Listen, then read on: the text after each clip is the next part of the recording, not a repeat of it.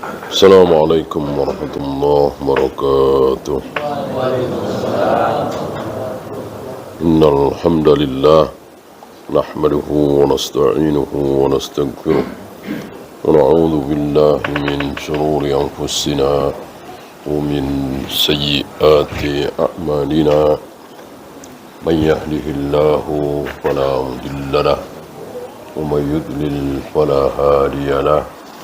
Asyhadu an la ilaha illallah wahdahu la syarika lah wa asyhadu anna Muhammadan abduhu wa rasuluhu wa ba'd. Kita melanjutkan sifat orang apa? Orang kafir. Bagaimana sifat orang kafir itu? Sawaun, sama saja. A'anzartahum am lam tunzirhum, mau diberi peringatan atau tidak, didakwai atau tidak, diceramai atau tidak, dinasihati atau tidak, sama.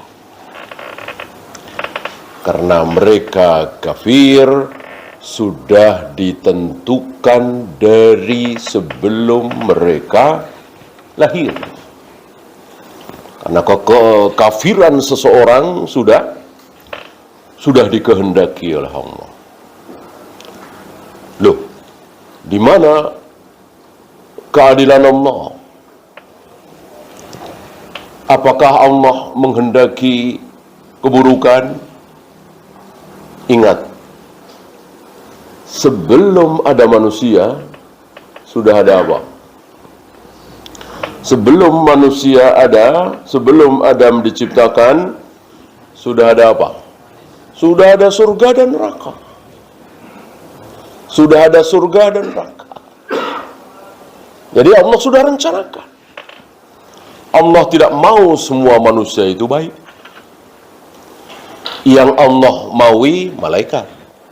Nggak ada satupun malaikat yang buruk, yang tidak taat, yang bermaksiat. Adapun manusia, jin, Allah menghendaki kebaikan dan keburukan.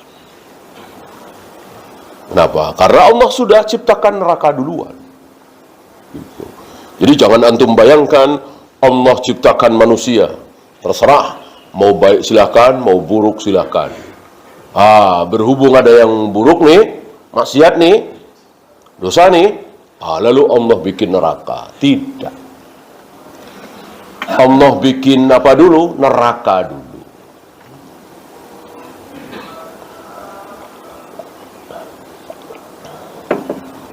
Dan Allah sudah bersumpah, kalau surga tidak mungkin, surga tidak mungkin penuh sesak. Tidak mungkin. Kalau surga penuh sesak, ya nggak enak. Ya. Arduha ka'ardis samawati wal ard. Artnya, bukan tulnya ya, lebarnya itu seandainya surga itu seperti lapangan kotak, maka lebarnya saja selebar langit dan bumi. Bagaimana panjangnya? Bagaimana luasnya, panjang kali lebar. Mungkinkah penuh sesak? Enggak. Lega selega-leganya. Yang penuh sesak apa? Yang penuh sesak neraka. Neraka Allah sudah bersumpah, la amla'anna jahannama minal jinnati wan nasi ajma'in. Akan aku penuhi. Jadi nggak mungkin tidak sesak. Akan aku penuhi Jahanam itu dengan jin dan manusia. Penuh. Masih ingat di Sahih Muslim, setiap 1000 manusia ada berapa yang masuk neraka? Berapa? Setiap 1000 manusia yang masuk neraka berapa? 999. Dari mayoritas manusia masuk neraka. Orang baik itu sedikit. Ya bayangkan sekian miliar, mungkin sekian triliun manusia ya, yang pernah hidup di muka bumi ini, yang sedang hidup, yang akan hidup. Yang jadi nabi cuman berapa? 124.000, sedikit sekali kan. Orang baik itu sedikit. Yang jadi rasul berapa? 300-an, 313 kira-kira. Yang namanya ada dalam Al-Quran 25 kira-kira. Yang ulul azmi 5. Yang Khalilullah, Khalilur Rahman 2. Jadi manusia itu semakin baik, semakin sedikit, semakin sedikit, semakin sedikit. Mayoritas adalah orang buruk. Nah, dengan demikian jangan bercita-cita jadi mayoritas ya? Karena mayoritas manusia neraka. Jangan jadi mayoritas kebanyakan. Maka jangan bangga dengan jumlah yang banyak. Jangan bangga.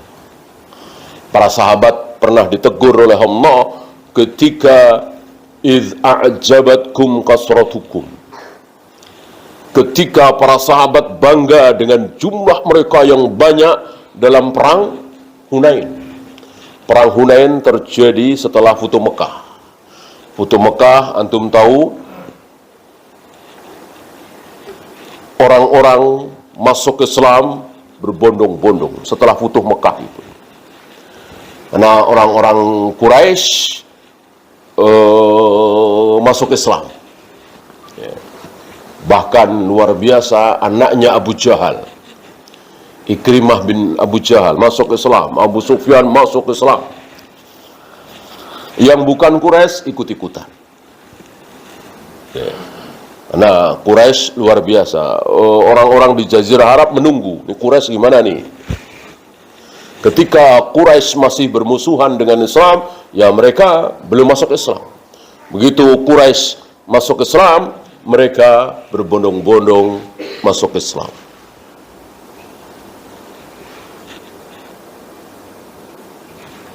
Nah, setelah itu jumlah kaum muslimin luar biasa. Kemudian terjadi perang Hunain, di mana jumlah kaum muslimin luar biasa. Mereka bangga dengan jumlah yang banyak itu. Disitulah Allah tegur kebanggaan mereka. Allah bikin pasukan Islam terkepung, terjepit di antara dua tebing, dan dihujani anak panah dari kiri dan kanan, dari arah atas oleh suku Hawazin.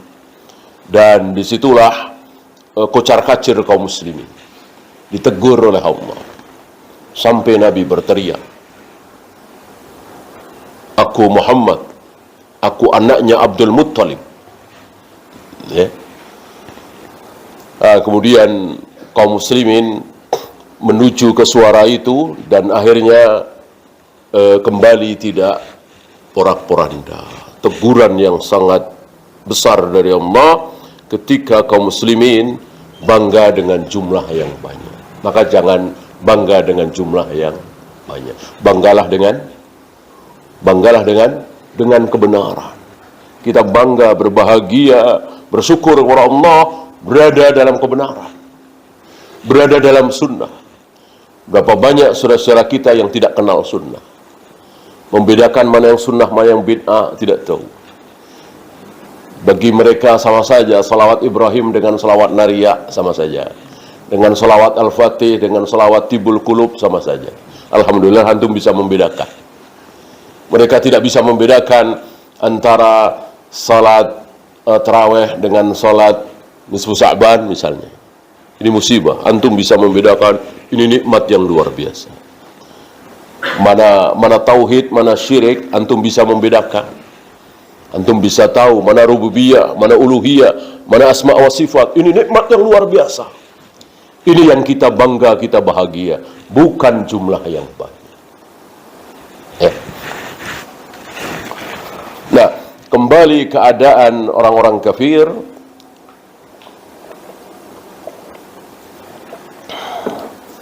Yang khatamallahu ala qulubihim, hatinya itu dikunci. Nanti akan dibahas oleh beliau macam-macam kuncian itu. Ya. Ada istilah tersendiri. Ini kayanya bahasa Arab dan bahasa syariat. Ya. Kalau kita yang mengunci udah rapat gitu. Nanti akan ada ran, akan ada taba', akan ada ikfal. Ikfal ini yang paling kuat, mungkin seperti Fir'aun, Abu Jahal, Abu Lahab, kebenaran di depan mata hampir setiap hari, tapi tidak tergugah, tidak bergeming, tetap kafir sampai mati. Ada yang taba', ada yang ran, dinasihati mau, nanti nggak dinasihati kumat lagi, kira-kira begitu ya. Kebanyakan dari kita begitu, dengar nasihat meneteskan air mata, ingat nanti ketika jauh dari teman-temannya yang soleh minum khamr lagi misalnya ya. Ini masih mending daripada al-iqfal. Ini betul-betul ditutup mati. Jadi sama sekali tidak bisa menerima kebenaran itu. Ya. Bahkan ditentangnya. Demi apa? Kebanggaan, pangkat, harta, bisnis. Gitu.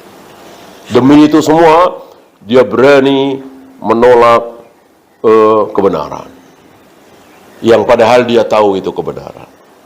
Ya, contoh besarnya iblis. Tahukah iblis tentang surga neraka? Tahu.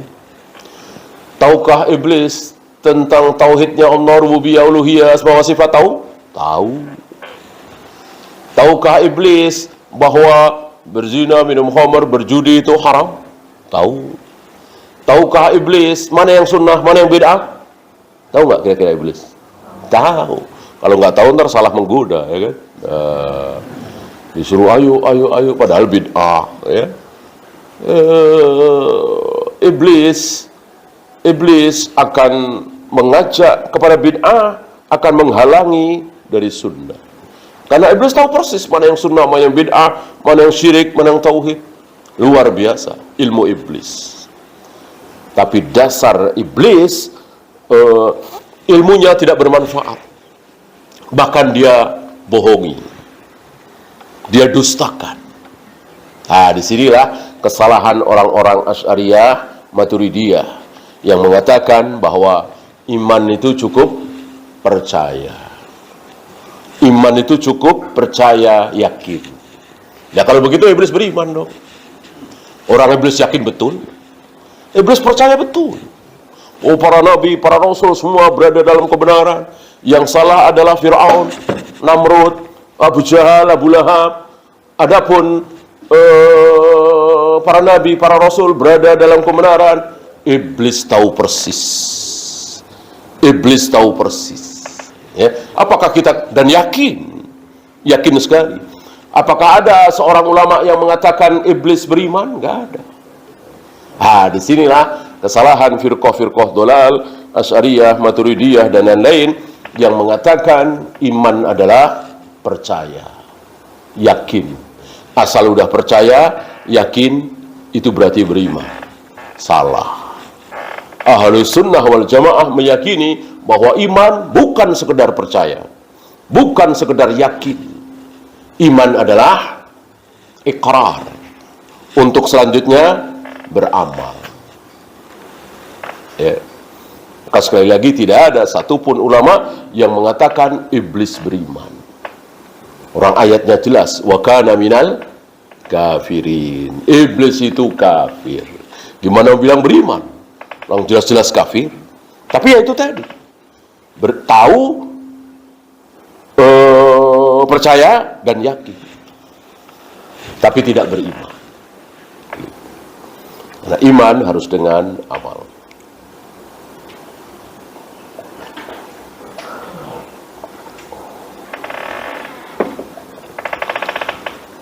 Kemudian Ada riwayat tentang ini, masih melanjutkan khatamallahu ala qulubihim wa ala sam'ihim ya wa ala absarihim ghishawah wa lahum adzabun adzim. Allah tutup, Allah kunci hatinya, pendengarannya, penglihatannya, ada tutup. Maksudnya melihat apa? Melihat kebenaran. Melihat kebenaran, bukan melihat pemandangan, bukan melihat makanan, minuman. Mata mereka bisa jeli. Ini melihat kebenaran. Nggak bisa membedakan. Adapun yang hatinya tidak mati, bisa. Bahkan Abdullah bin Salam baru lihat apa kemarin? Abdullah bin Salam baru lihat apa? Wajah. Baru lihat wajah Nabi, belum dengar kata-katanya, belum melihat mukjizatnya, baru lihat wajah Nabi, langsung yakin ini wajah manusia yang tidak berbohong. Nah, Abdullah bin Salam tidak mati hatinya, padahal dia Yahudi, pendeta Yahudi, salah satu dari sekian banyak pendeta Yahudi. Dia satu-satunya atau dua atau tiga ya, sedikit sekali yang masuk Islam. Bahkan Nabi mengatakan seandainya 10 saja, nggak usah banyak-banyak, 10. Seandainya ada 10 saja pendeta Yahudi yang masuk Islam, maka nggak ada Yahudi di dunia ini. Kenapa? Semuanya akan masuk Islam. Berarti nggak ada 10 ya? Mungkin 2 atau 3. Yang sangat masyhur Abdullah bin Salam ini masuk Islam di awal-awal hijrah Nabi, dan begitu melihat wajah Nabi sudah yakin ini wajah manusia yang tidak pernah berbohong. Kenapa? Karena hati dia tidak mati. Beda dengan Abu Jahal, Abu Lahab, Abu Thalib. Tiap hari melihat wajah Nabi alaihi salatu wassalam, bukan sekedar wajahnya, nasihatnya, bahkan mukjizat-mukjizatnya. Tapi karena Abu Jahal, Abu Lahab hatinya dikunci mati oleh Allah, maka mati dalam keadaan kafir. Termasuk Abu Thalib, waliyadzubillah.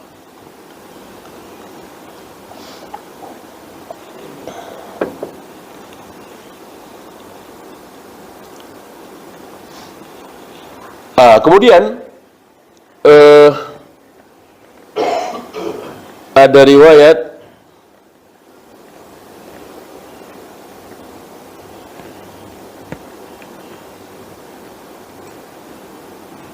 lima jari telapak kiri ya. Ketika seseorang berbuat dosa maksiat, beliau menutup satu jari, dimulai dari binsir, kelingking. Kemudian dia berbuat dosa lagi, maksiat lagi, hinsir, ya, jari manis, tutup. Kemudian dia berbuat dosa lagi, maksiat lagi, terus jari tengah ketutup. Terus dia berbuat maksiat, kemudian jari telunjuk. Berbuat maksiat lagi, dosa lagi, akhirnya ibu jari. Rapat sudah seperti ini. Karena dosa-dosa maksiat. Maka Allah Maha Pemurah, antara satu solat dengan solat berikutnya apa? Menghapus dosa. Coba kalau kita nggak solat, tidak dihapus dosa-dosa kita, terus nambah lagi, bisa-bisa seperti itu. Sebenarnya orang kafir, nggak ada takut-takutnya mendengar kata-kata neraka, azab jahannam, api menyala-nyala, nggak ada takut-takutnya. Siksa kubur sendirian, didatangi 2 utusan Allah, Mungkar Nakir. Nggak ada takut-takutnya. Nah, mati. Ya. Maka nggak mungkin kan, kita tidak berbuat dosa, nggak mungkin. Diampuni lagi. Salat duhur, habis duhur berbuat maksiat, berbuat dosa, begini, begitu. Kemudian salat asar, diampuni. Bersalat asar, berbuat dosa, kemudian salat maghrib, diampuni. Begitulah. Dari satu salat ke salat berikutnya menghapus dosa. Apalagi? Dari satu Jumat ke Jumat berikutnya sama, menghapus dosa. Hari Jumat kita salat Jumat. Hari Sabtu, hari Ahad, Senin berbuat dosa, berbuat salah. Terus hari Rabu, Kamis, hari Jumat kita sholat Jumat lagi, diampuni. Ya, kalau tidak begitu dikhawatirkan, karena Allah Maha Pemurah. Apalagi dari umrah ke umrah berikutnya, dari umrah ke umrah berikutnya. 2010 umrah, 2011, 12, 13 berbuat dosa begini, 2019 umrah lagi, diampuni. Luar biasa, Allah Maha Pengampun, Allah Maha Pemurah. Ya. Diampuni dosa-dosa kita hanya dengan wudu, salat, haji, umrah. Bahkan haji dan umrah dijanjikan kita pulang seperti kayaumi waladathu ummuhu, seperti saat kita dilahirkan oleh ibu kita, tanpa dosa. Tanpa dosa. Karena yang penting bagi kita punya pahala banyak, apa tidak punya dosa? Tidak punya dosa. Walaupun kita nggak punya pahala. Ya. Ada orang tidak punya pahala sedikit pun, tapi masuk surga. Kenapa? Dia nggak punya dosa. Yang penting nggak punya dosa. Ya, sholat belum pernah, puasa belum pernah, baca Al-Quran belum pernah, bahkan baca syahadat juga belum. Tapi dia masuk surga. Siapa? Ibrahim. Ibrahim, anak Nabi SAW, belum pernah sholat, belum pernah puasa, belum pernah baca Al-Quran, bahkan baca syahadat juga belum. Orang baru beberapa bulan sudah meninggal. Ya kan? Apa kata Nabi? Dia mendapatkan pengasuh di surga. Masuk surga. Padahal belum pernah berbuat kebaikan sedikit pun. Kenapa masuk surga? Iya, karena nggak punya dosa. Maka yang paling penting bagi kita adalah ampunan Allah. Maka di saat malam terbaik dalam setahun, yang malam itu lebih baik dari 1000 bulan, Nabi ajak, dan di malam itu doa-doa terkabul.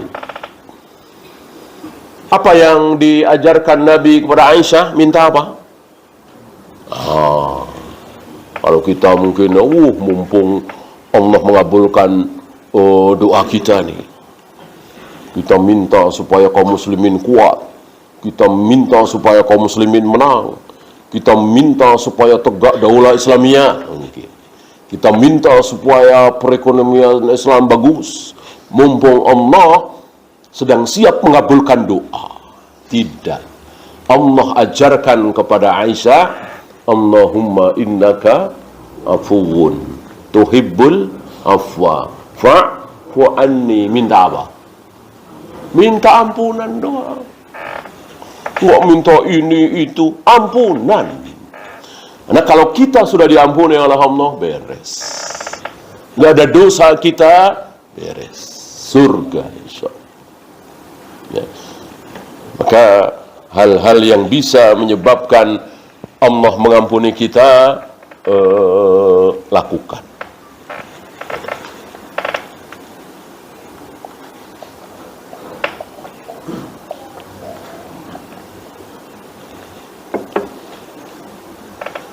Kemudian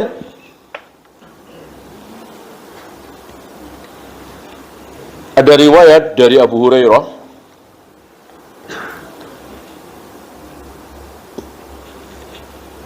dia mengatakan bahwa qala an-nabiy alaihi salatu wassalam, innal mu'mina idza aznaba dhanban, seorang muslim itu ketika berbuat dosa, maka kanat nuktatan sauda, ada satu titik hitam di hatinya. Para imam meyakini ini betul-betul. Ya. Jadi seandainya kita bisa melihat hati seseorang, terutama ahli maksiat, kita akan melihat hatinya ada titik hitam ketika berbuat maksiat. Minum khamar misalnya, ada titik hitam di situ. Berbuat maksiat lagi, minum khamar lagi, ada titik hitam. Berzina misalnya, apalagi berbuat bid'ah, berbuat syirik, ada titik hitam. Nah, ketika titik-titik itu sudah luar biasa banyak, itulah sulit sekali. Maka kita dapati orang yang hanya mendengar nasihat sekilas, atau mungkin hanya mendengar ayat, menetes air mata, gemetar hatinya. Ada yang tadi dinasihati habis-habisan, tidak bergeming. Waliyadzubillah. Ini membuat kita semakin takut berbuat dosa. Jangan sampai hati kita terus menghitam. Ini musibah yang sangat besar. Sangat besar. Kalau sampai hati kita menghitam. Nuktatun sauda.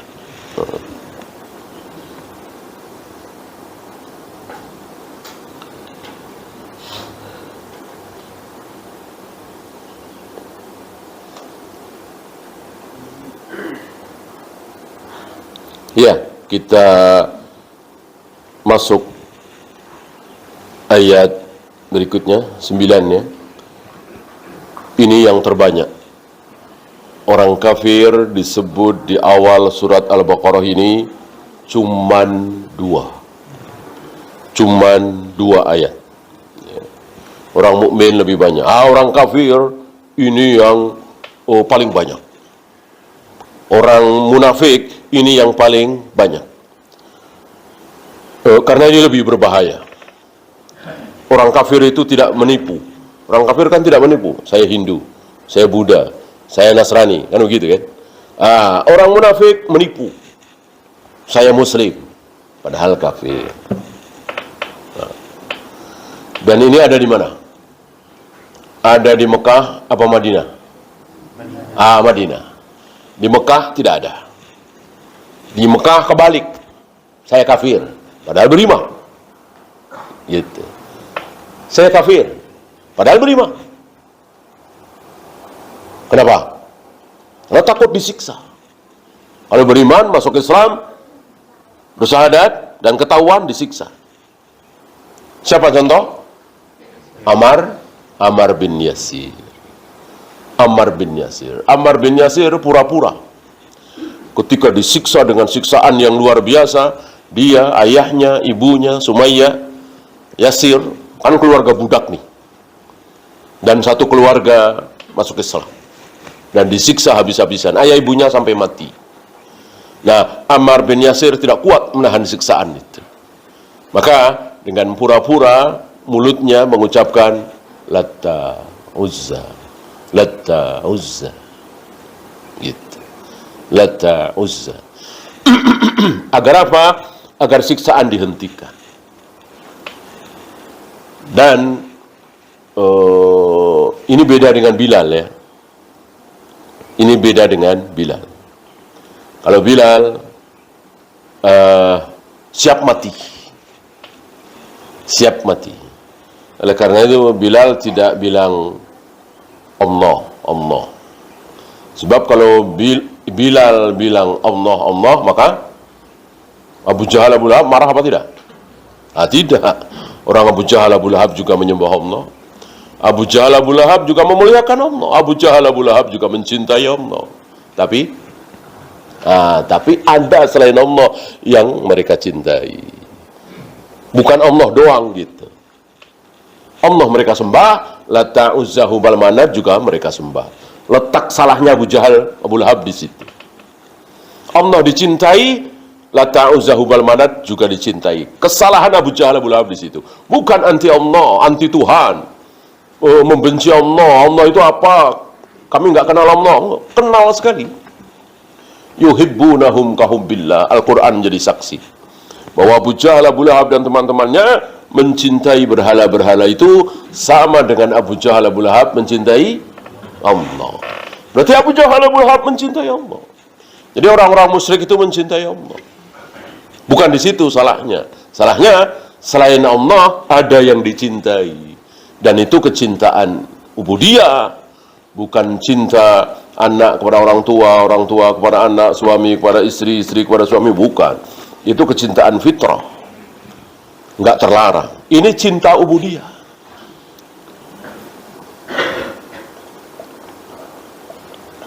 Misalnya mencintai salib, mencintai kuburan keramat, mencintai tempat-tempat persembahan. Nah, itu yang tidak boleh. Kita harus benci dengan tempat-tempat seperti itu. Tidak boleh ada rasa cinta. Bisa syirik seperti Abu Jahal, Abu Lahab. Ya. Ah, disinilah rahasianya. Kenapa Bilal tidak bilang Allah, Allah, tapi bilang Ahad. Ahad. Amarah Abu Jahal, Abu Lahab.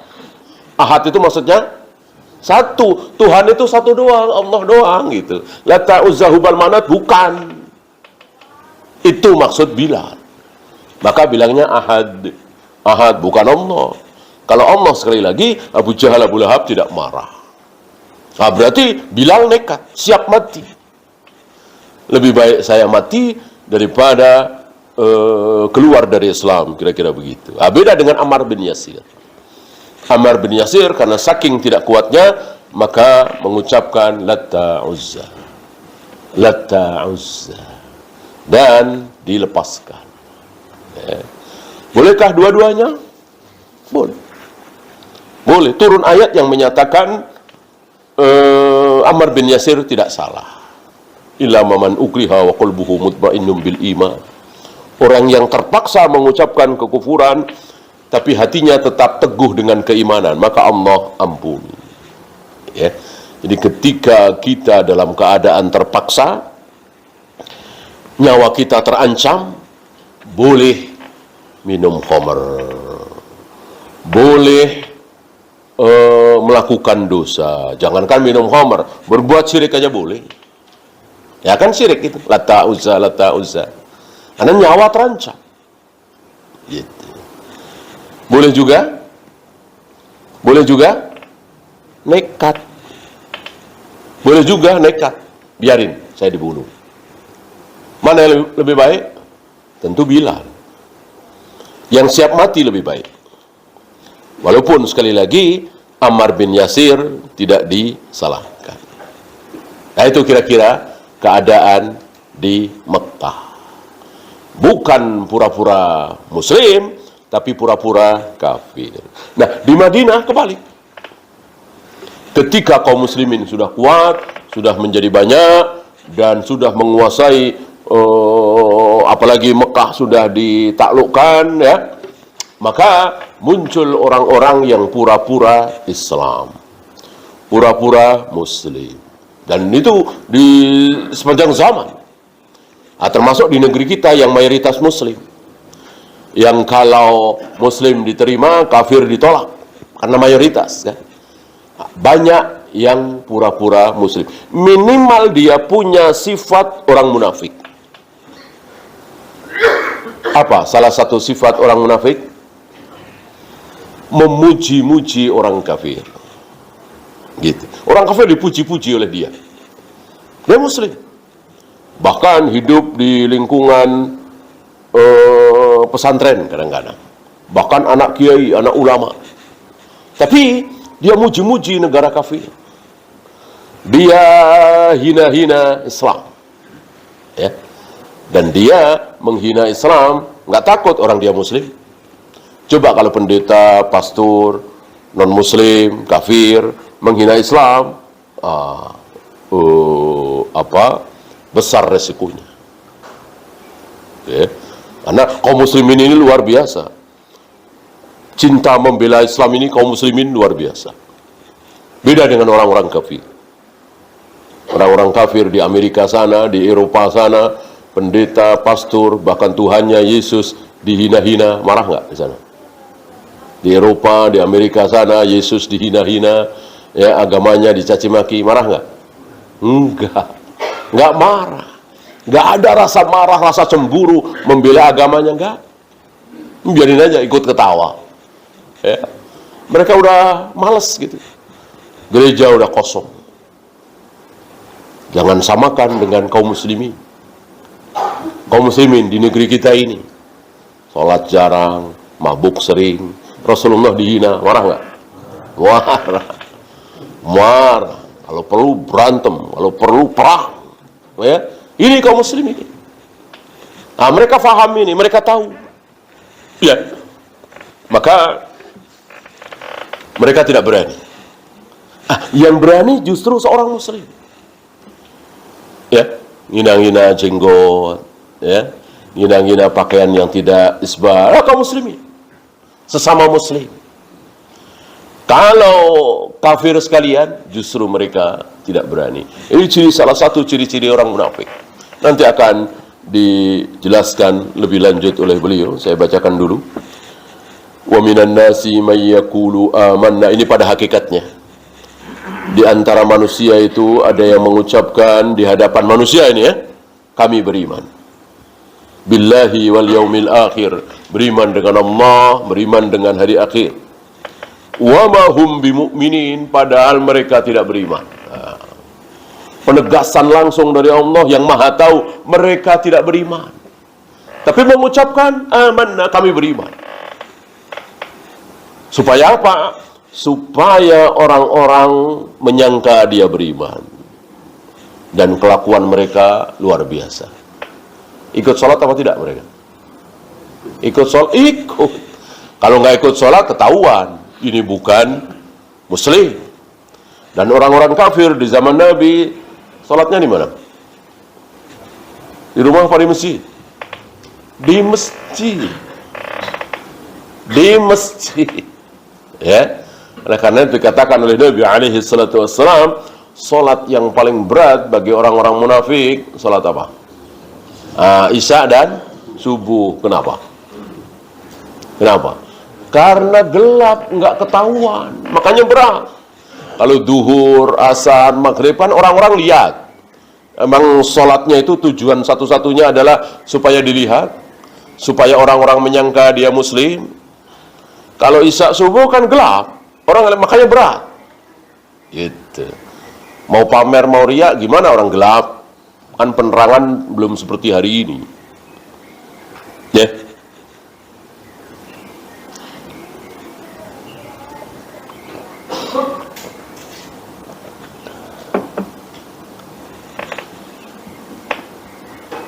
Jadi kalau kita hari ini sholat di rumah, orang-orang munafik saja di zaman Nabi sholat di masjid. Tapi ya itu tadi, khusus isya dan subuh berat, karena nggak bisa pamer. Duhur, asar, maghrib yang mereka semangat, antusias karena perang. Dan mereka, kalau ada di antara mereka, sholat itu selalu memilih mencari saf paling belakang. Ya, ini mungkin satu atau dua ya, tidak semuanya. Dan sambil sholat sambil nengok belakang. Kenapa? Karena ada sahabiah yang sangat cantik, suka ikut sholat berjamaah. Ya, orang-orang pada tahu. Ya, cuman para sahabat mengikuti Nabi, tidak menuduh hati seseorang. Kan betul-betul di hati itu munafik itu.